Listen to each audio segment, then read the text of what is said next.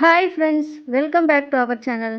இன்றைக்கி நம்ம ரொம்பவே சுவையான எறா குழம்பு தான் செய்ய போகிறோம். இந்த எறா குழம்பு பார்த்திங்கன்னா சாதத்துக்கு மட்டும் இல்லைங்க, இட்லி, தோசை, சப்பாத்திக்கெலாம் கூட ரொம்பவே நல்லாயிருக்கும். இந்த மெத்தடில் நீங்கள் செஞ்சு பாருங்கள், ரொம்பவே டேஸ்ட்டாக இருக்கும். அதுக்கு முன்னாடி இந்த சேனலை சப்ஸ்கிரைப் பண்ணி லைக் பண்ணிக்கோங்க ஃப்ரெண்ட்ஸ்.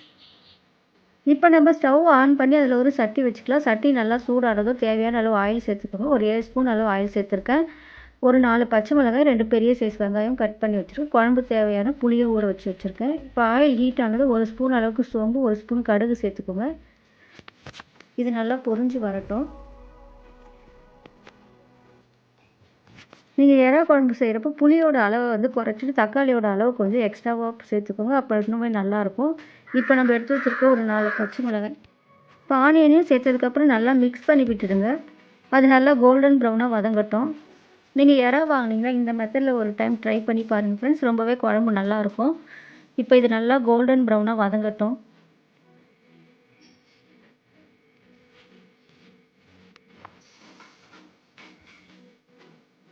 இப்போ பார்த்தீங்கன்னா நல்லா கோல்டன் ப்ரௌனாக வதங்கி வந்துருச்சு. இப்போ இது கூடவே நம்ம ஒரு 2 ஸ்பூன் அளவுக்கு இஞ்சி பூண்டு பேஸ்ட்டு ஆட் பண்ணிக்கலாம்.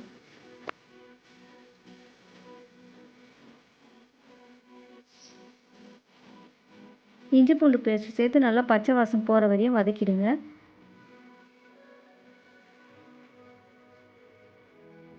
நீங்கள் குழம்பு எந்த அளவுக்கு செய்யறதுக்காக புளி எடுக்கிறீங்களோ அதை புளியோட அளவை குறைச்சிட்டு தக்காளியோட அளவை எக்ஸ்ட்ராவாக சேர்த்துக்கோங்க.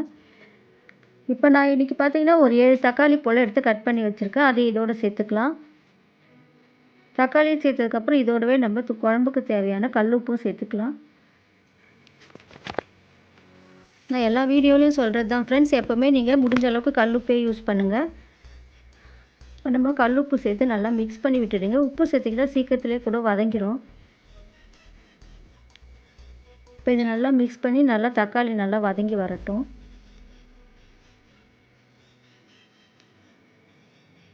இது வதங்குற டயத்தில் நம்ம புளி ஊற வச்சுருக்க அந்த புளியை நல்லா கரைச்சி ஃபில்ட்ரு பண்ணி எடுத்துகிட்டு வந்துடலாம்.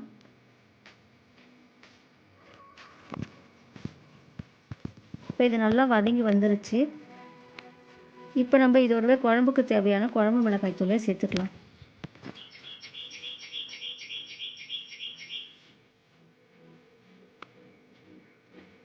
குழம்பு மிளகாய் தூள் காரத்துக்கு தேவையான அளவு நீங்கள் ஆட் பண்ணிக்கோங்க. 1 ஸ்பூன் அளவுக்கு மஞ்சள் தூளையும் சேர்த்து நல்லா மிக்ஸ் பண்ணி விட்டுடுங்க.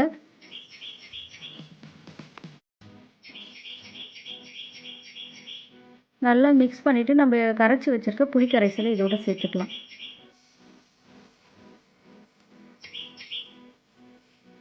இப்போ இது நல்லா மிக்ஸ் பண்ணிட்டோம். இப்போ இதோட நம்ம புளி கரைசலை ஆட் பண்ணிக்கலாம்.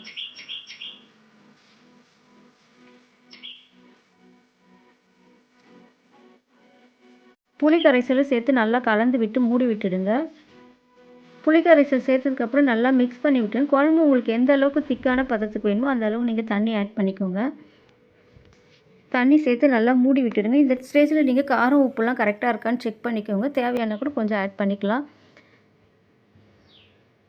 இப்போ இதை நல்லா கொதிக்கட்டும், மூடி விட்டுடுங்க. ஒரு 15 மினிட்ஸ் நல்லா நார்மல் ஃப்ளேமில் வச்சு மூடி விட்டுடுங்க.